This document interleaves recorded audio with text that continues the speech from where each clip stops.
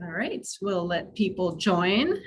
I think we had a total of 408 persons register for this event, so it's very popular. Very exciting. And as we're waiting for people to join us, feel free and throw in the chat where you're based. We'd love to hear from you. Know what you're doing, know where you are living. You'll hear from our panelists in a bit about where they're located, many of whom are dealing with some very interesting weather issues. Thank goodness we have an atmospheric scientist on the panel who can help us address these issues head on. And I've made you all co-hosts, so if I drop off, you can take it away. And like, I guess the Q&A is open, as is the chat. So if anyone wants to comment, please do. Hello from Santa Cruz. I'm seeing Boulder, San Antonio, India, the Netherlands, OSU, Ohio. This is really great. Welcome. Welcome, everyone. Philadelphia's in the house.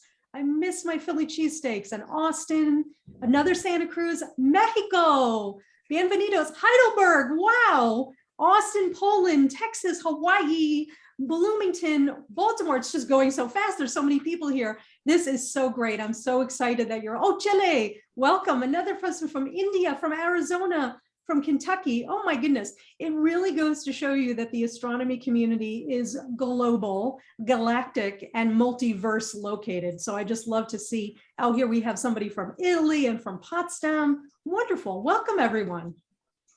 All right, I think we're hitting the 200 attendee mark. So I am going to share my screen and hopefully I got the right one. Does it look like open access? Yes, it does. Excellent. All right. The big news today just dropped is that our prestigious journals are going open access effective 1 January 2022. So it's going to be science for all. You don't have to have a subscription to read it. Your school doesn't have to have a subscription.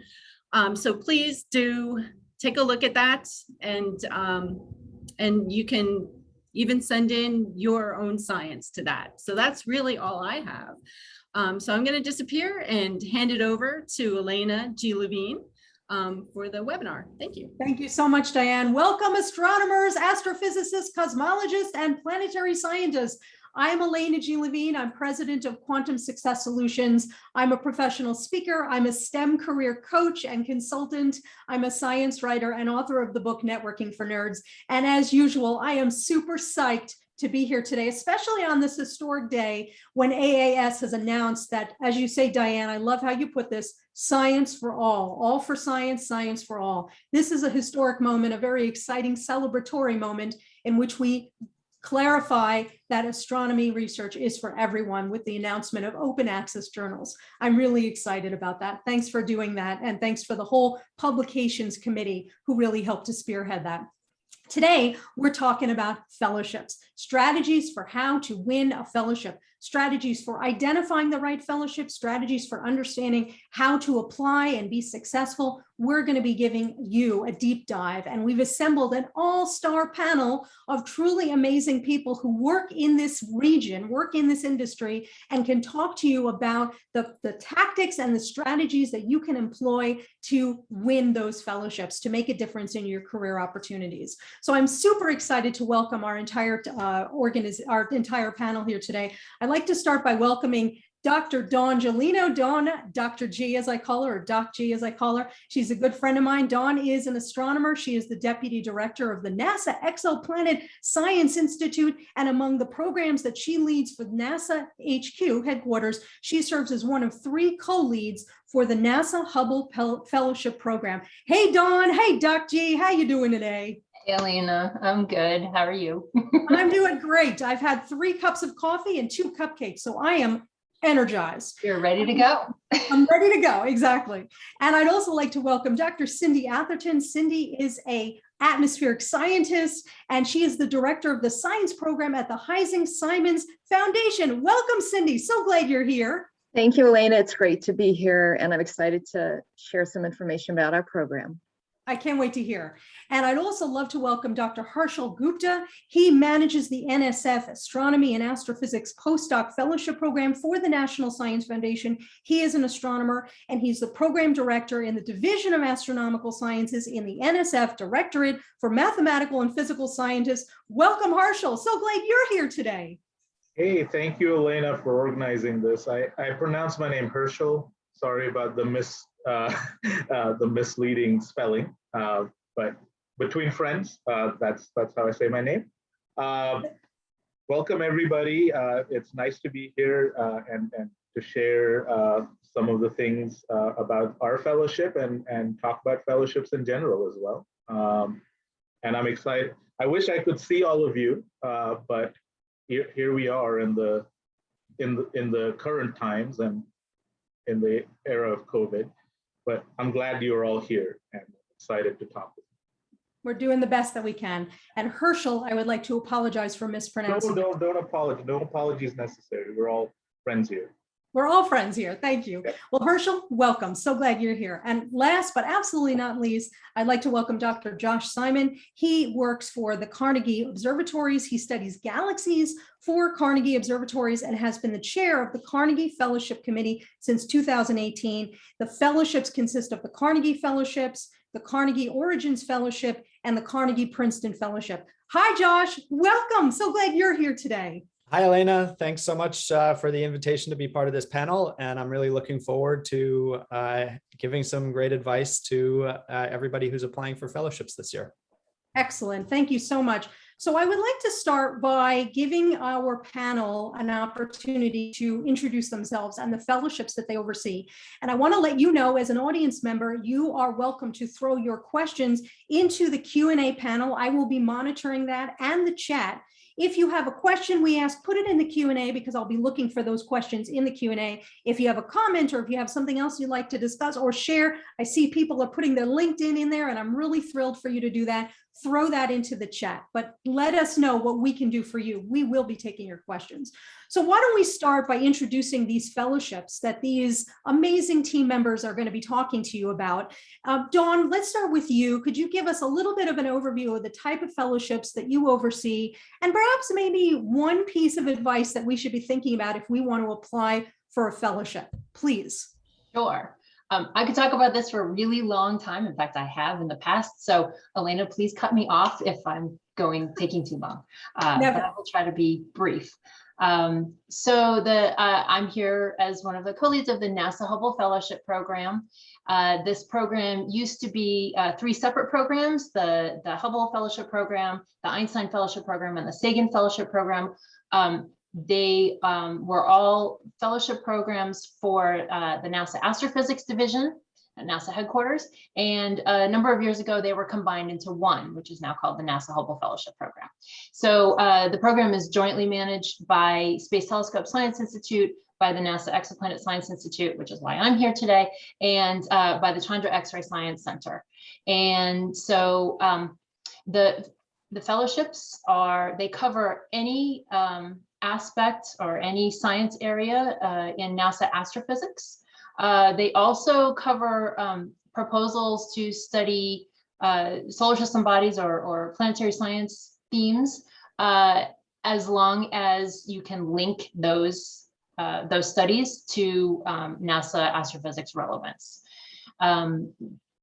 Applicants can be from anywhere in the entire world, but they have to serve their fellowship tenure at a U.S. institution of your choice.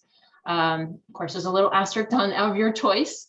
We do have a limit as to how many fellows can be at a given institution at any given time and selected in any given year. And then also starting this year, we have implemented a new employment policy. So every institution that has an NHFP fellow has to give that fellow the option of being an employee of that institution. And there are ramifications for that. There's a lot more information on the website, so I'm not going to go into that now, but yeah, but there's that. Okay, so proposed research can be theoretical, observational, instrumental. As I said, it has to address NASA astrophysics, but that's a very wide range of topics.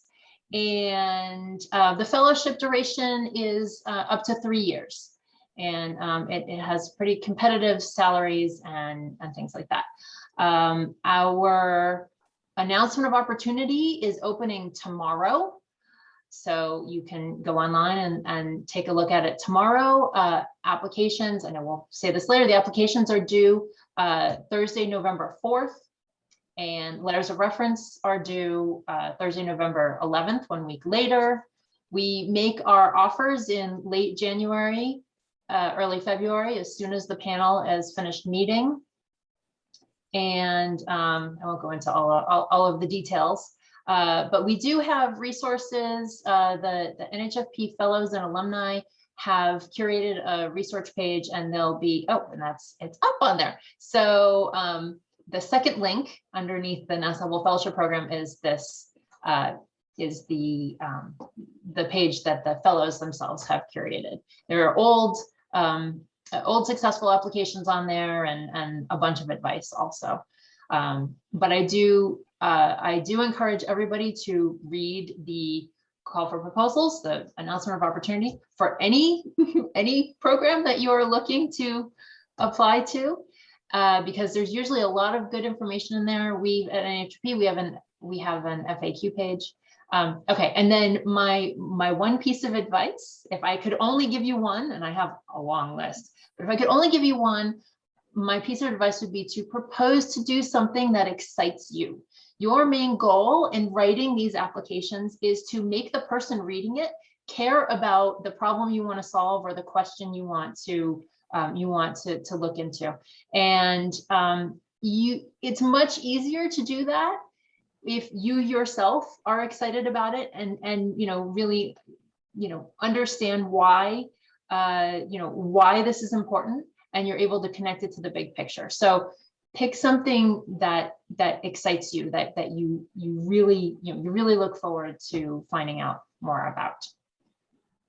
Well, and Dawn, also, I mean, if I'm applying for this fellowship, I'm going to be doing the research. So I should probably be proposing a topic that I want to do if I'm going to be funded to do it. Would that be fair to say? Absolutely. Absolutely. Yeah. And so these fellowship programs are actually, they're great because you get to propose the science that you want to do. You're not just applying for, a random postdoc that a specific scientist has money to work on this project, right? This is something that you want to do, that you are asking for support to do. So yeah. Thanks, Dawn. Thank you, Dawn. And we already got a quick question about your fellowship program. Tyler wants to know, is the Hubble Fellowship a postdoc or a PhD fellowship? It's a postdoc level program. So anyone within, I missed that. Anyone within, anyone that will have received their PhD by the fall of 2022 can apply this year. And then normally you have to be within 3 years of your PhD to apply. So 3 years after your PhD. However, this year, due to COVID, we have extended that to 4 years later. So those people who last year would have been their last time they could apply for the NHFP can actually apply this year, because last year was just insane for everyone and there was a lot of hardship everywhere. So we're taking that into account this year. Thank you for the question. That's a really great question. Yeah, and thank you for the flexibility that your program is offering the community. It's really great. Thank you, Dawn. Cyndi, can you tell us a little bit about your programs at the Heising-Simons Foundation, what you do, and what's your piece of advice for applying, please? Sure, Alaina, and it's always so hard to sound wise after Don Gelino, but I will give it my best shot. Thank you again for having us. So our fellowship is actually at a private foundation. Heising-Simons is in the Palo Alto area in California. It's called the 51 Pegasi B Postdoctoral Fellowship. So it is for a postdoc named after the first exoplanet, and it's in planetary astronomy. So I want to explain a teeny little bit about what we consider planetary astronomy, the intersection of planetary science and astronomy, and often geological and planetary sciences. It covers anything from exoplanets, solar system science, planet formation and evolution, planetary atmospheres, protoplanetary disks, and other related topics. So if people have questions about whether their topic seems like it will fit in there, please reach out to us. You've got the address for our website, and go to our website and you can see this will be our 6th class of fellows that we're going to be admitting this coming year. We right now have 34 alums. We fund 6 to 8 a year, and our fellowship is closing sooner probably than the rest of these. Ours closes October 1st at 11:59 p.m. Eastern time. For those of you on the West Coast, do not think that you can stay up till midnight and get in under the gun, because we will have already turned out the lights, the party's over, and sang the song. So how we work ours is it's up to a 3-year postdoc, and that's up to $385,000 for us. The starting salary the first year is like $72,800, and it goes up 4% a year from there. We allow that to cover salary, benefits, so your healthcare and so forth, and probably all these do. And then we provide a flexible funding pool. That funding pool is $20,000 your first year and $10,000 per year after that. And that can cover anything from travel, family care, childcare, moving expenses, new computers, visa costs, and so forth. As I said, we traditionally award 6 to 8 a year. And we started because we were a private foundation. We had to start small. And so we do it by invitation to 14 different institutions currently. We hope to add more institutions as we go along.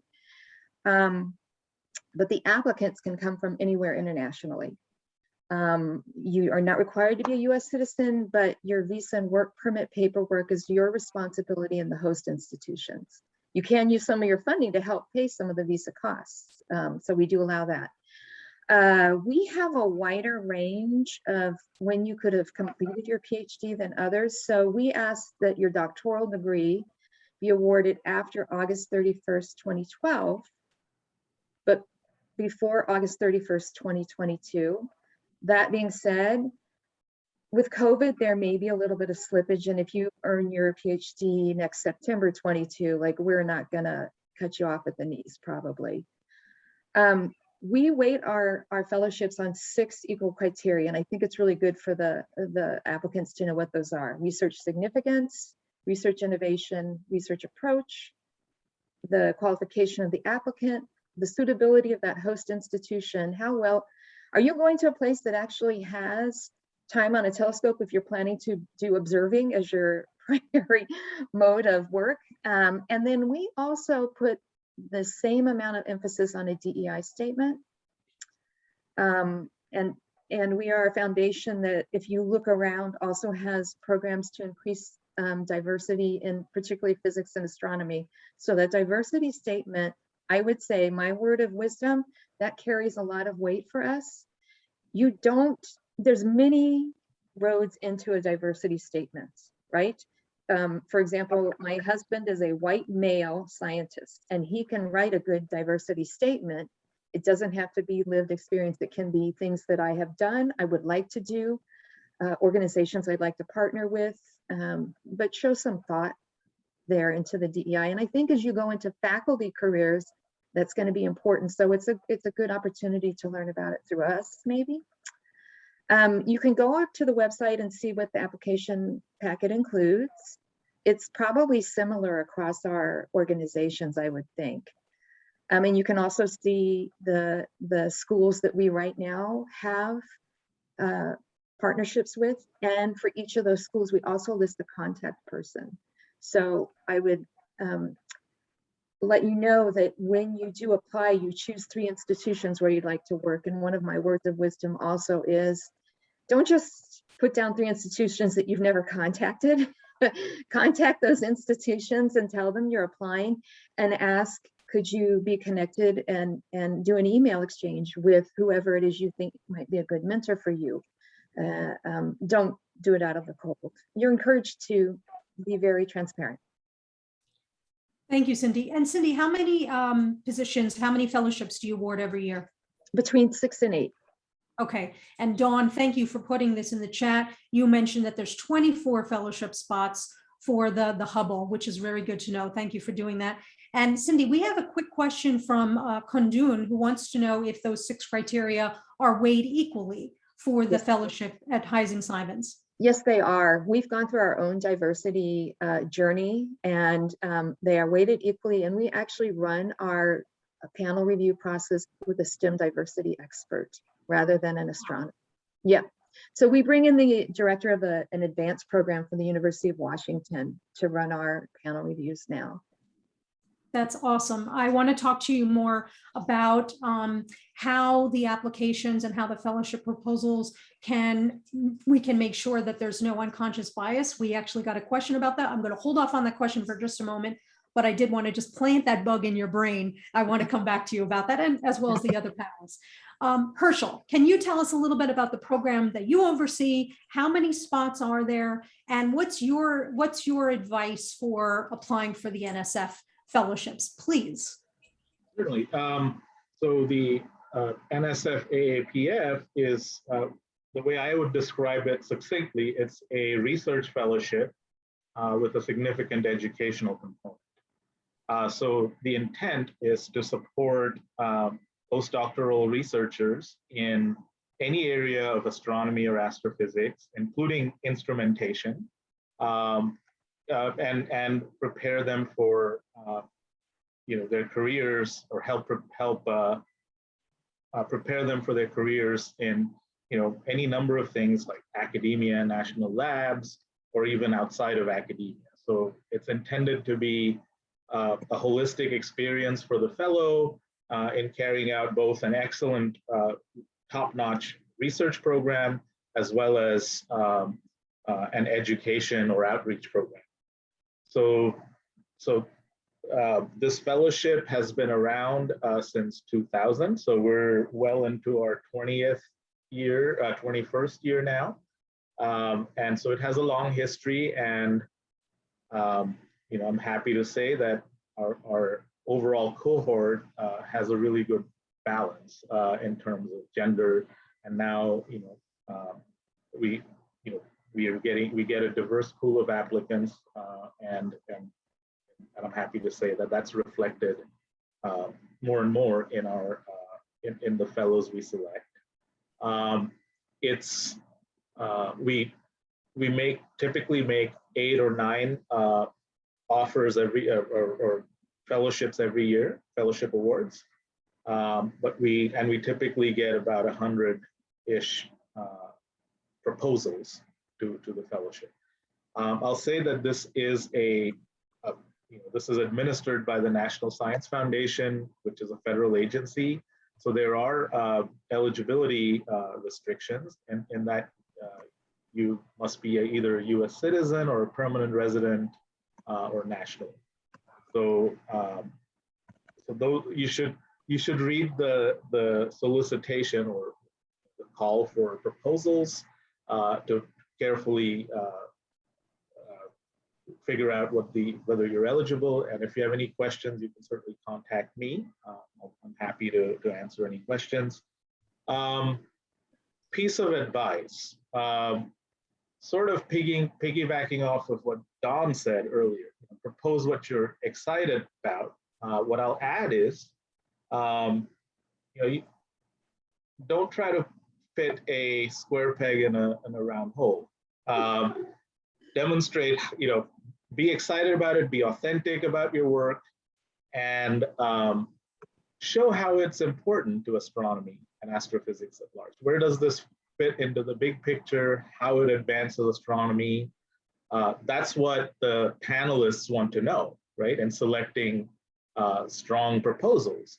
So it's very important to demonstrate that astronomical context. And and a prerequisite to that is the excitement about the work and where its place is in the field. You can't possibly know everything about everything or solve everything in astronomy, but what crucial piece are you advancing? What questions are you helping to advance? So be very intentional about that. And it needs to, and the other thing relatedly, I will say, is don't just make a case to experts. Your statement should be broad enough to convince a panel of astronomers that are in, maybe closely related fields, but also well outside your fields. If your proposal hits them on the head with, wow, it makes them sit up and say, wow, this is really exciting work. And, we recommend that it be supported. Then you've won. That's how you win. And so be very intentional about how you make your case. Thank you, Harshal. One more thing about the proposal, it's a more involved proposal. It's much like a full research grant that you would write to a federal agency. So start early. You have 10 pages to describe what you'd like to do, and convince convince the panels. But there are a lot of components. So please start early. Applications are due 15th of October, but the window has opened as of the 15th of August. Thank you, Harshal. We are getting so many questions about your particular program, but also the others as well.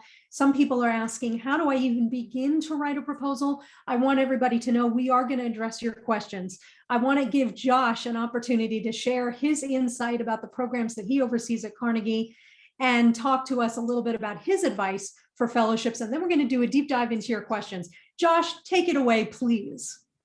Thanks, Alaina. So at Carnegie, we will be offering 4 distinct fellowships this year. So we have the Carnegie Fellowship, which is intended for observers and instrumentalists. We've, over the last couple of years, separated out theory applicants into a new fellowship called the Carnegie Theoretical Astrophysics Center, or CTAC Fellowship. So anybody interested in theory who wants to help with expanding our theory program at Carnegie should consider that. And then we also have 2 joint fellowships that we offer with other departments and institutes. There's the Carnegie Princeton Fellowship, where applicants split time over 4 years between Carnegie and the astronomy department at Princeton. And then a newer fellowship called the Carnegie Origins Fellowship that's offered jointly between our department, the observatories in Pasadena, and another department of the Carnegie Institution, the Earth and Planet Laboratory in Washington, D.C. And that will be a 5-year fellowship, again, divided between those 2 institutions. The applications for all of our fellowships will be due November 1st this year. Our ads are appearing on the AAS job register right now. The first one is up this morning. Our application requirements are identical to those of the Hubble Fellowship program, so you don't have to write anything totally new to apply to Carnegie. You do, except for a cover letter. Of course, it is a good idea to update your application rather than submitting an exactly identical thing to multiple places. We do not have a time limit on when you had to earn your PhD in order to be eligible to apply. However, that said, if you're, let's say, 5 or 6 years past your PhD, then you're really going to need to make a case to convince us that a Carnegie Fellowship is the right next step for you, and it is the thing that's going to put you on the path to achieving your ultimate career goals. Just a couple of the nuts and bolts. We provide a salary that matches the Hubble Fellowship salary and support all of your research expenses. That can be travel, observing, publications, whatever it is you need in order to do your research program. And we are certainly open to international applicants, non-US citizens, and can support visa applications where that's needed. A piece of advice that I can offer, I would say take as much time as you can afford to really think broadly about your research area and what would be the most interesting things that you could pursue over the next 3+ years. And that may not be just a simple extension of what you did for your thesis research. For me personally, when I was applying for jobs was really the first time that I had explicitly sat down and thought that way. And I enjoyed that opportunity and just being able to try to come up with new ideas beyond what I had done before. It's really easy in grad school to get stuck focusing just on the details of your thesis. But this is your chance to consider how your work does or could fit into a broader context. And, you know, applying for postdocs, there are a lot of fellowships out there now.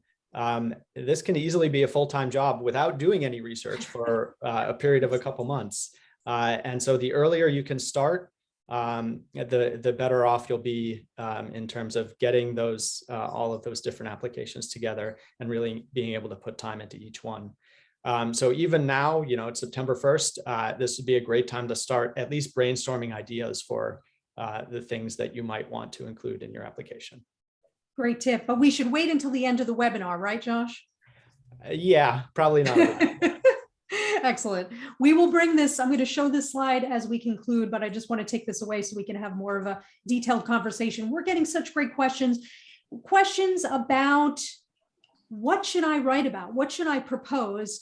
One person says, I don't really know how to even begin to think about what my topic should be. I don't even know what I'm capable of. Another person wants to know about switching focus from their PhD. If they've done X in their PhD and now for their postdoc, they want to do something different. Is this possible? Can all of you talk a little bit about how do I figure out what I should be proposing?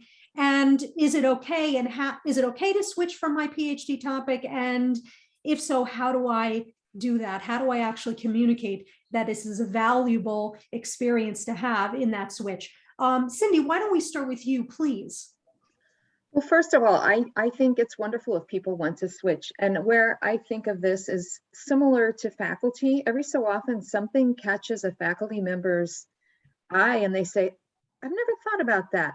And I think, how would I do that as a faculty person? I would talk to a few people, I would read a few papers, and then I would kind of craft like some kind of entrance into that problem, run it by a couple of peers or professors and say, I'm thinking about doing this. I don't know a lot about it. Does this seem reasonable? I think having an open mind and having sort of that growth mentality serves us well in science. And so we are certainly open to those ideas. So a lot of it, Cyndi, would be me starting to talk to other experts in the field worldwide about what are the interesting problems that would intersect with my interests. Would that be fair to say? Yeah, and I think taking a look at some current literature, and I would not go out and read 500 papers, very highly technical papers. It's just not humanly possible, I'm here to tell you. But read several papers and almost think of it as, I think of it as a research project for a class I'm taking, you know, about that kind of approach, which I think we've all done at some point in our scientific careers. I'd be interested, maybe some of my colleagues have other insights or methods. Josh, what are your thoughts on this? So, you know, in my personal opinion, it's always great to expand your interest, broaden your scientific horizons, and you know, some good ways to develop those ideas. You know, there's 50 papers on AstroPH every day.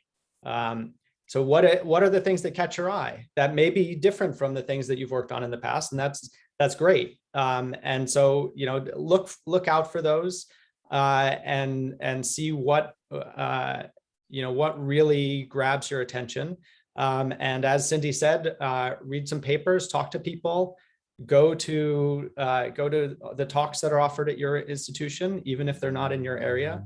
You never know what kind of ideas will come out of those sorts of opportunities.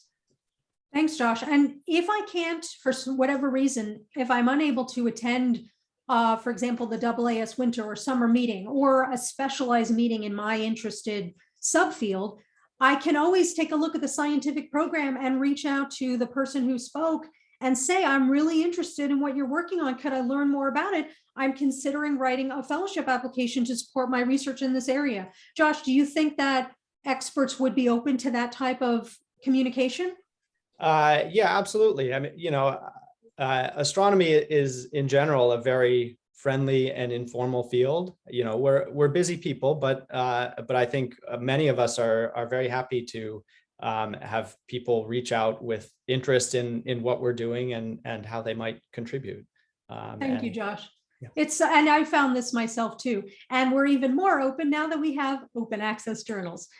Dawn, I would love to hear, how do I figure out what to write about, what to propose? And is it okay if I switch from my PhD to my postdoc to do something different? What do you think? It is absolutely okay to switch. And, we've seen a bunch, many applications that have proposed to do work that is kind of tenuously related to the work that they've done before. So in the NHFP and I think the other programs, the application has a section on the research you've done before, and then a section on the research you want to do during your fellowship. And so if you can draw some ties between those two, even if they are different subjects, that would probably help. And it shows that you've really thought about this. But if you can't do that, that's not a really bad thing. That's not going to, have the reviewers just reject your proposal if you can't do that. So when I actually got my PhD working on black holes. And so, and now I work on exoplanets. So I was able to make a connection between them. So when I worked on black holes, I was an infrared and optical observer, and I looked at the stars that the stellar mass black holes were going around. And so I was doing precise photometry of stars. And what do you need to do to find and sometimes characterize exoplanets? You need to do precise photometry of stars, among other things. So, try to find like a technique that is a bridge between the two, even if the science areas are vastly different. And so that can help. And it's definitely, not a bad thing if what you're asking to do is different than what you've done in the past.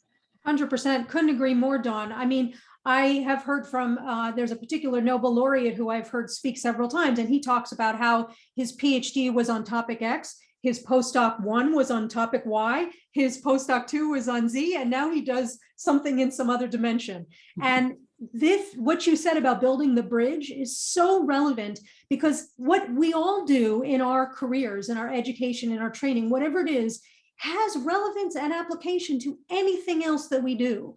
And part of engaging people, like Josh was saying, in the different areas of the subject that you want to go into, talking to them, reading their papers, is learning what are those bridges, like what you were saying, Dawn. Where does the work that I've done in black holes, how is that relevant?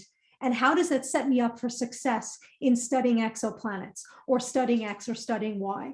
There is absolutely connections between seemingly disparate fields, but part of what we have to do in a fellowship application is communicate why we are very well positioned with this unusual, diverse background to excite and contribute to the field in this new space. Absolutely. And go ahead, Dawn, please. Oh, I'm sorry. I was just saying, absolutely. I'm agreeing with you. Go ahead. Sorry. My background is not, I was in astronomy and physics before I was seduced by the dark side and got my degree in mathematics.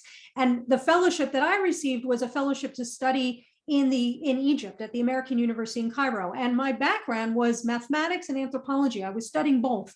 And so in my fellowship application, I talked about how this diversity of approach, as some of our panelists had said, this diversity of expertise and knowledge is going to set me up for success in Cairo, because I'm going to be able to see the field and the combination of the two fields in a unique way. I'm going to be able to contribute value, and I'm going to be able to extract value and build my own scholarship, my own expertise with this fellowship and with this experience. Diversification is a positive thing. Unusual aspects of your background is an amazing thing. All of these different aspects of your lived experience gives you a competitive advantage. So we do want to make sure we clarify that. Thanks, Dawn. Harshal, I'd love to hear from you a little bit about, how do I figure out what to write about, what to propose, and is it okay to switch fields and subfields? Please let me know what you think. not only is it okay, it's a good thing if you expand, if you branch out from what you've learned. You don't want to, I shouldn't start with the negative. What you want to do is to develop as a scientist, and that development, takes you, even when you're proposing a certain thing, your proposal should be broad enough to accommodate things that you can anticipate coming in future. And it's true for postdocs, it's true for faculty proposals. Science doesn't always move linearly, okay? And so you have to have an open mind to see, okay, I'm doing thing X, but that thing X led me to thing P or Q, where I can, bring my background and make an advance. So you have to be open to that possibility. Also, talking to peers, talking to people in the field is very important. What you don't want to do is you're working in this area, you have publications in this area, then out of the blue, you say, well, I'm going to go, advance this field. You want to demonstrate how, that you've done the work, you've talked to people, you've maybe, you're not always applying straight out of a PhD. Maybe you've done a postdoc to gain experience in some, related, but not your exact field that you got your PhD in. So all that should come into your proposal or your application. And that can really set you up for success when articulating that. How going into a different direction would advance astronomy, and more importantly, your own astronomy and career. So you want to be really thoughtful about that. And it's not just reading others' papers, it's actually doing the legwork and seeing what a switch might mean. And how big of a switch, and what are the commonalities to what you did? What does your background bring into what you're going to do next? So yeah, don't be intimidated if you're interested in something that you didn't get your PhD in, but you can definitely set yourself up and build yourself up to have some of that experience prior to applying for a fellowship, or explaining that in your fellowship. So yeah, things move, things meander, and that's frequently how science progresses. You don't just say, I'm an enthusiast on turtles, so I'm gonna study turtles all my life. I might want to look at whales. I might want to look at eels. I don't know. Or exoplanets. Or exoplanets. But that needs development, and be mindful and keep an open mind. Harshal, I'm so glad that you shared the idea of that science wanders and meanders, because it sort of it cements the idea that when you apply for a fellowship, your fellowship is being reviewed, your application is being reviewed by other experts, by other scientists. They may not necessarily be an expert in your interested sub field, but they are also scientists. And so they appreciate this meandering, and they appreciate the migration of scientific thought and approaches towards problem solving. Would that be fair to say, Harshal? It's fair to say they appreciate it more if it's backed up by something solid. You can't just come across as loosey-goosey and, I just want to paint this canvas here and I've painted this canvas over here. You want to make it so that you demonstrate how. And it's good, it's good to start doing that now. I got a degree in physical chemistry, and I went into astronomy both as a graduate student and postdoc.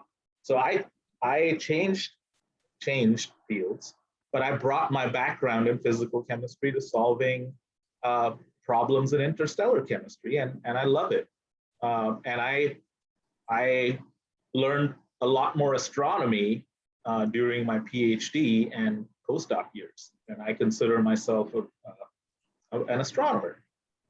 I talk both languages. So I certainly am supportive of expanding your horizons and following Thanks. your interest. Going back to what Don said in the beginning, propose what you're excited about, but show how it fits. Love it. Thank you, Harshal. And Cyndi, what are your thoughts in thinking about Heising-Simons and the work that you do? How do I figure out what I should write about? And what do you think about the switch between subjects at the PhD to the postdoc, or even before, or something else? Please. You know, I often think about Sri Kulkarni, who I think changes his topic every 9 months and has seemed to do well in science. So for us, I agree. You want to think about what have I been doing, and that is part of the application. What would I like to be doing, and how do I navigate that pathway? What am I going to be doing? I think I can't add a lot more to others, but we are okay with people saying, frankly, I've been modeling for my PhD, and I now would like to gain a little bit of observational knowledge. I think that combination is so powerful, and explain to us how you're going to do that. Who have you been talking to? How do you think you're going to be able to latch onto some telescope time? I mean, it's very refreshing to see people expand what they want to do, because I feel like in science, often we have to pick such a small problem that we can make measurable progress on, that we isolate ourselves into the world. And so we would frankly even want the person to say, I am trying to pivot from what I have done intentionally into this new area because, and in service of that, here's what I've been doing to learn about it and to think about how I might navigate a pathway through that area. Thanks, Cyndi. Very, very wise advice and helpful. We're getting a bunch of questions, so now I want to take those questions, do a deep dive.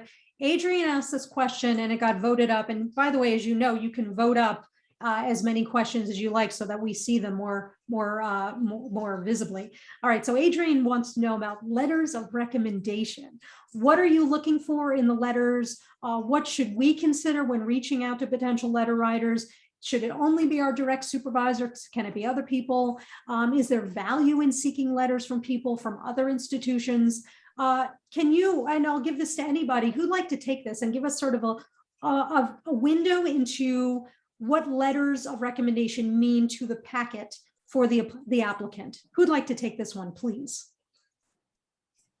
Dawn, please, go ahead. I'll start. I'm sure everybody has a little bit different take on this, but so letters of recommendation should be, first of all, from people who know you or your work fairly well. You don't want to just ask some big name, you know, the person that's at the top of the field if they don't know you, because they're not going to be able to write you a good letter. So good letters kind of they hit the review criteria that is posted, you know, in your call for proposals, in the call for proposals, and they give insight into kind of how you work, who you are, what makes you different from the other applicants.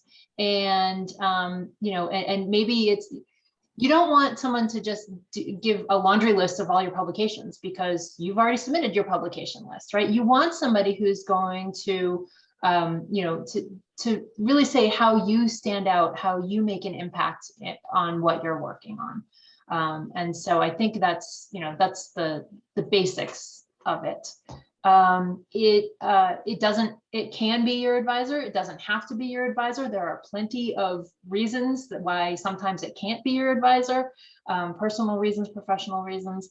And so, you know, I think that the review panel members are becoming more savvy also with, you know, we're implementing, at least for NHFP, we're implementing a new grading rubric this year.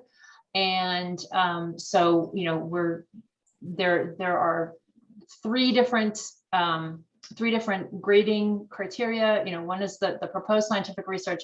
The second is your kind of preparation and your past research, and third is leadership potential. And the letters can really speak well to the leadership potential. You can also put leadership potential into, you know, your CV. You know, if you've done, if you've run programs in the past, or if you would, you'd like to do it, we're giving you more flexibility about putting it into your application this time around also. So make sure, even if you've applied in the past, make sure you read the entire announcement of opportunity this year, because things are changing a little bit. But anyway, yeah. So just make sure you get someone who can speak to you and your science and what impact that you in particular have made. Well, and also how you as a problem solver, right? Somebody who actually knows me and can talk about how do I actually approach looking at problems, finding problems, solving those problems. And Dawn, that's part of the leadership, right? It's not just that you have to, like, I don't have to, when I apply, it's not expected that I will have a Nobel Prize yet, or will be the manager of, the NASA Exoplanet Center. It's not that. It's more about, have I demonstrated that I have the initiative to seek out and lead projects, lead teams? And that could be in my volunteer life. It could be on campus with a student club. Am I getting it right? Yes, absolutely. It can be in a professional sense. It can be in a personal sense, this leadership potential, and if you're part of a big team, you want to be able to speak to how you've made an impact in the team, what your little niche is. Maybe you came up with a method of data reduction that lets your entire team, be able to see some fuzzy little structure in a galaxy or something. You want to relay that. Actually, giving your letter writers your application early so they can look at it is important, and letting them know if there's anything you would like them to highlight. Right? Hopefully these people are not scary people to you. If they are, maybe they shouldn't be writing your letter. Don't be afraid. Tell them, give them some advice as to what you think would help your application. If there wasn't enough room to talk about, to talk only about like X and Y for your leadership potential, maybe they can talk about Z. And then I saw there was another question about how heavily are they weighted. I think so. With the grading rubrics, the letters probably have a little bit less weight than they used to. Basically, where the most important thing is what question you want to answer, and is the applicant prepared to do that. And so the letters are kind of like the icing on the cake. Like, yes, this person is, and this is why, things like that. Sorry. Very good perspective. Thanks, Dawn. Would anybody else on the panel like to address the question of letters of recommendation? And we have a related question of, what if I can't get a letter for whatever reason from my own advisor? How do I manage that? Does anybody else want to take this one? I don't think it has to be the advisor. It's, as Dawn said, they need to know you well. And one thing that I would add to what Dawn so articulately said is, you want a letter of recommendation to be a positive thing. So if that person, for whatever reason, cannot give you a positive letter of recommendation, that's fine. Go to find the people that can. And I will also say, in reviewing letters of recommendation, sometimes the strongest ones are not shouted from a platform, but they are quietly written about, this person had a really hard 6 months when the telescope went down for whatever reason, and had to maintain morale and a sense of purpose, and had to pivot to other things, and it was remarkably well done. And sometimes that is as powerful an indicator of your drive and your determination and your grit, and it's quietly spoken rather than blasted from a mountaintop, and it's just as powerful. What a powerful statement, Cyndi. Thank you for mentioning that. And the idea is, and I think that we can also potentially put this in our applications, how we have learned from adversity, how we have navigated challenge, particularly in the last year and a half, as we continue navigating the outcomes of the pandemic. Super helpful. Thank you, Cyndi. And another point, do not ask somebody to write a letter of recommendation for you who you do not have a good relationship with and who will not support you. That is not going to help you, even if they're a Nobel laureate, even if they are the Dr. God of your field. You want people who have your back. Really great points. Want to get to another question. Dax asks about how the panelists recommend reaching out to potential postdoc mentors that they might not have interacted with or collaborated with prior to applying for fellowships. How do I actually start the conversation to find my PI who would support my fellowship application? Who'd like to take that one? Harshal, please. Okay, all right. So I wanted to say something about the letter of recommendation. I just want to point out that for the NSF fellowship, we don't accept letters of recommendation.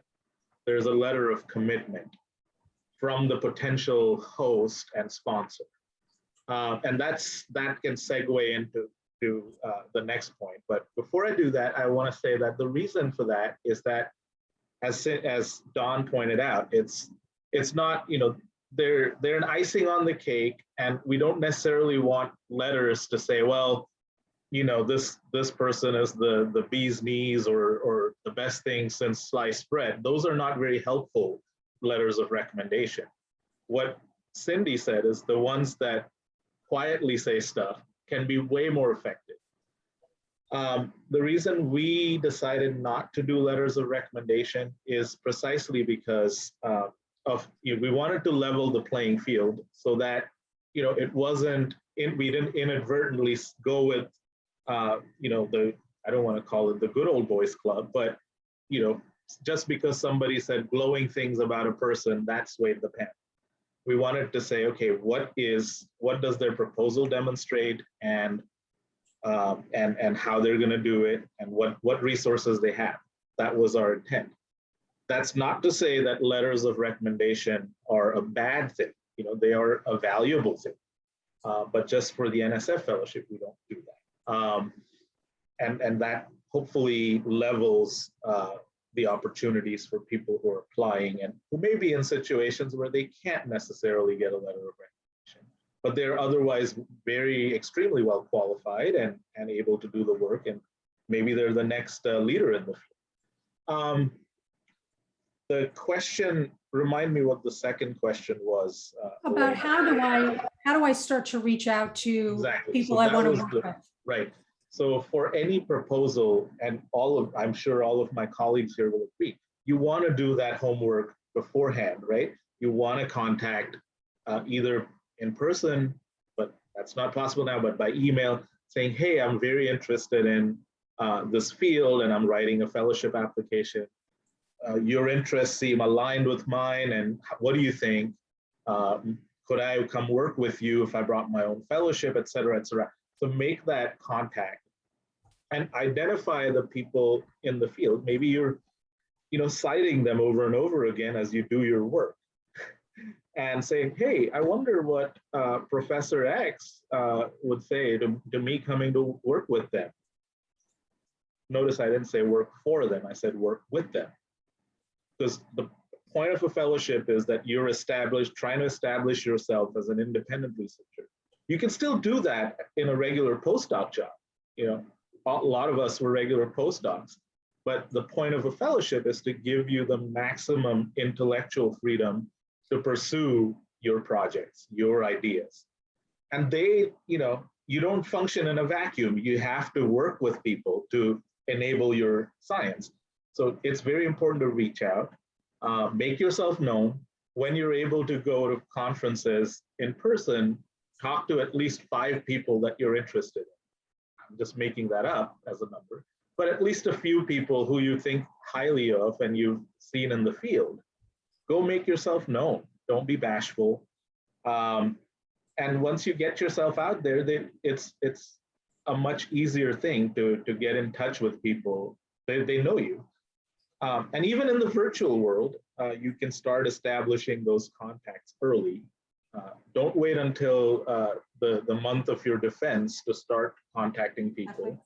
Start that process a couple of years in advance of starting to apply for postdocs or postdoc fellowships.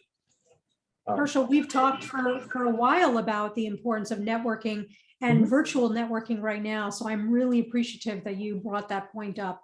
We are down to the last minute of our webinar. So I want to just address a question and then give the panel one last moment to talk a little bit more about their lessons or advice.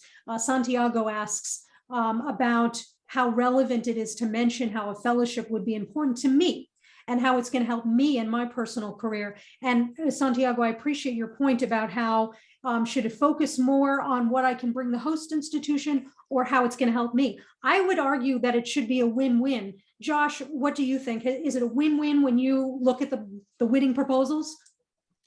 Yeah, I mean, that's something that's really important to us at Carnegie, is not looking strictly at who is the best person, but who is going to do the best at Carnegie. Because we're not a university, we don't have a large group of students that we're educating. We're really focused on the success of our postdocs. And so we want to find those people whose careers we can really help launch, and we can put them in a great position to achieve their future goals. And so that's a very important thing to really try and make clear in your application, is why you think Carnegie is going to be the place for you. Fabulous. Thank you, Josh. So here's my last question to the panel. And oh my goodness, I wish we had more time because we have so many questions, and I want to apologize to the audience that we did not get a chance to answer all of your questions. My question to the panel to conclude is, when you think back at some of the winning proposals that you have read, can you give us a window into what were in those proposals? Well, of course, stripping away any personal information. We don't need to know that. But I would love to know what proposals stand out in your mind and why. Why were they successful from your perspective? Cyndi, do you want to start, please? Sure. So our proposals, just so applicants know, they are reviewed by a combination of faculty, and then now we're to the point that former postdocs can review them because they are faculty, it turns out. But we also, as foundation staff, need to understand succinctly in a paragraph, like you would see in an abstract for a science or nature paper for a non-major, what problem do you want to study and why is it important? And the ability to communicate that to a wide range of people makes these stand out, so that I am not lost in 3 pages of details about why am I even studying this esoteric thing, but up front, this is important because, and I would like to study it by doing. That's just really useful for us. That's a wonderful format: problem, solution, result, ramification, reason for investing. Josh, I know you have to go very soon, so I want to give you a chance to answer. What type of proposal stands out in your mind as being most successful? Well, so certainly I agree with everything Cyndi just said. We're looking for people who know what Carnegie has to offer, and who are really in a great position to take advantage of that. That can be, there's the perfect mentor for them at Carnegie, somebody in exactly the area they want to work in, who's one of the leaders in that field. That could be they have a great program that requires a lot of time on the Magellan telescopes, and that's one of the features that we can offer people. And so whatever it is that is the key resource or person that Carnegie has to offer that they need, somebody who makes a clear and compelling case for that. That's what will stand out for us. So customize, talk about myself. Absolutely. In the context of you. It's not just about what I'm going to get from Carnegie, it's what I'm going to do with Carnegie, and why is Carnegie the right place for me. Thank you, Josh. Harshal, what are your final thoughts about winning successful proposals that you've seen? So I'll hone in on one word that Josh said: context. Context is all important, and what you're trying to do is heavily context dependent. And in this case, it's astronomy. And you need to convince your advanced peers that what you're doing is important. And it could be, any piece of astronomy. You don't have to solve everything all at once, but as long as you can convey why this is important fundamentally to astronomy, that makes for a winning proposal. That tends to make for a winning proposal. I love it. Thank you, Harshal. Fabulous answer. And last but not least, Dawn, Doc G, what are your final thoughts, please? Basically, I think we're all kind of saying the same thing. Connect your science to the big picture. make the person who's reading it, whether they work on exoplanets or cosmology, make them care about why, about what you're doing and what problem you want to solve. I sound like a broken record. And then this may sound cliche, but be yourself. And again, I think others have said that too, right? Harshal said at the beginning, don't try to fit a round peg in a square hole. So be yourself. Let people know, what challenges maybe you have faced in getting to where you are today. Yeah, just remember, the people that are reading this, some will be experts in your field and some will not. And also, I don't know what the policy is, but I'm really happy to stay for another few minutes and type in answers to the questions that are in the Q&A, if that's possible. I don't know if AAPF has to completely shut this down, but. Thank you, Dawn. And let's see, Diane, is it all right if we stick around for a little bit? Josh, if you have to go, of course, that's no problem. But if there are panelists who can stick around, would you feel comfortable answering a few more questions? Sure, I can stick around for 5 minutes. Yeah. Awesome. Oh my goodness, I love it. Thank you. And I just wanted to remind everybody, we just threw onto the screen, as you can see, everybody's email address. So you can email them for more information. And then in the next slide, after I'm asking the question, I'll show the next slide that has all the websites and the deadlines, just so you're aware of this. Okay, so Christopher asks a question, and it's been voted up quite a bit. Wants to know, he mentions that Cyndi mentioned earlier that it's good to contact potential partner institutions before applying, have those conversations with people beforehand. He wants to know, does this hold true for the other fellowships? How does this compare with the NSF, the Graduate Research Fellowship program, where we don't necessarily have to mention the institution that we'd like to work on? So let me address this one to you, Harshal. How does this differ, please? Definitely. So in the AAPF, you of course have your host institution and the sponsor at your host institution. So you have to contact them. But also, if you're partnering, say, doing your outreach or education project with some other entity, you have to get a letter of commitment from them, so that you will have done your due diligence and saying, hey, I want to do this project and I'd like to do it in partnership with you. So that really is critical, to get that commitment from them and explain your program. Also, it came up earlier, send your sponsor your proposal. Don't just, expect them to say, okay, yeah, great, he or she is bringing their own funding, so I'm just going to sign off. Give them a proposal well in advance. I can't stress enough how important it is to start early. You don't want to rush yourself, because you won't make for such a good proposal. There are exceptions to it. Some people do well with very short timelines, but that's not the norm. So reach out early, reach out to the right people, and give yourself as much time as possible before you actually submit a proposal.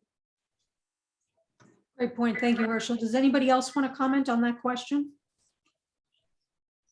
So we have another question, which is about, I just want to actually say this out loud. This was a question about my publications. So if I am a student and I may not have a lot of publications, how strong is my application, my fellowship application, going to be? Is it okay for me to still apply? Is it going to be detrimental that I don't have enough publications? Can you guys talk a little bit about the weight of publications in the application for the fellowships? Who'd like to take this one? Please, Josh. Yeah, so for our rubric at Carnegie, we kind of weight all of the different components of the application equally. And so, an applicant's past productivity is one component of that, but there's certainly no minimum number of papers that we require in order to consider somebody. If you only have 2 papers out, but you have a really great research proposal, then that can be a super compelling application that ends up at the top of our list. So I certainly would recommend that people don't count themselves out because they don't think that their publication record is going to match up to other people's. I think that's a really good point, and it goes with fellowships, it goes with job applications, it honestly goes with anything that you are putting yourself out there for in your career, that we often self-select and don't apply because we don't think we're competitive enough. And you know what? So many other people feel the same way, but they apply anyway, and then they get the fellowship or the job. We have to stand up and champion ourselves. And if you're not sure whether or not you have the credentials or have the background, this is where that networking can really come in handy, and talking to your potential PIs, your principal investigators, your advisors about how you would design this project, how you, of course, would lead the project, and how your background would be an asset in leading this project. They can actually guide you through that path. It's very helpful. Does anybody else want to add to this comment? Yeah, I'm sorry. I just wanted to, I was going to say pretty much exactly what you just said, but I just want to say that many of the people that have been awarded these fellowships, have the same imposter syndrome that you have, that I have. I don't know how I'm qualified to talk to you all today. It's just, and there's no way I'd get one of these fellowships if I had to apply today. I didn't get one when I was, applying back then. And, so anyway, believe in yourself. Don't let imposter syndrome stop you, which is exactly what Alaina just said. The worst thing that can happen if you apply, and yes, the oversubscription rates are high for these programs in general. For NHFP, we award 24 fellows per year, but we get over 400 applications. So it's a pretty high oversubscription rate. And many of the fellows who are fellows now did not think that they'd be able to get it. So, I used to say you can't win if you don't play, but this is not a game. I don't want to trivialize that.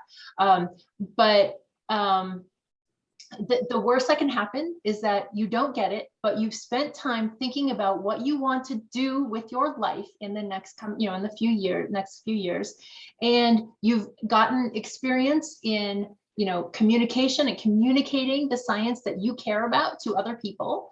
And so, that's the worst that can happen. And I know everybody's super busy and everybody is stressed out for various reasons. And so it may not fit into your schedule, but don't count it as a failure if you apply and you don't get one of these, because you're helping yourself. You are putting your name out there. And there are lots of positives. I can go into a lot more detail later, at another time, but there are a lot of positives to applying. So please don't let imposter syndrome stop you. Such a great point, Dawn. I love the concept of you're putting yourself out there, because after all, you're writing this proposal. There are people who you may be working with in the future who are reading your proposal. Now they are seeing what you're interested in. They are getting a sense of your desire, your curiosity, your hunger to elucidate the universe, and how you write and how you perceive projects. This is an asset. This is a potential self-promotional opportunity that you cannot buy. And you are, as you point out, Dawn, getting the skills and communicating and marketing yourself and your research. So helpful. Herschel, did you want to add to this? Absolutely. I wholeheartedly agree with what Dawn said. What I'll say is, just because you're not selected doesn't mean, you don't don't define yourself by whether you win one of these fellowships.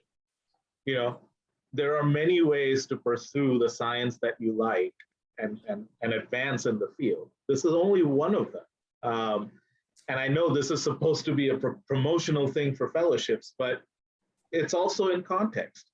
There are so many opportunities, and this is only one opportunity. So if you don't get, one of these fellowships, but you get a solid postdoc somewhere, you can still advance. And, this is a bonus. This is not a career-defining moment for you, whether or not you won the fellowship. You can still do horribly if you win one of these fellowships, and are not motivated.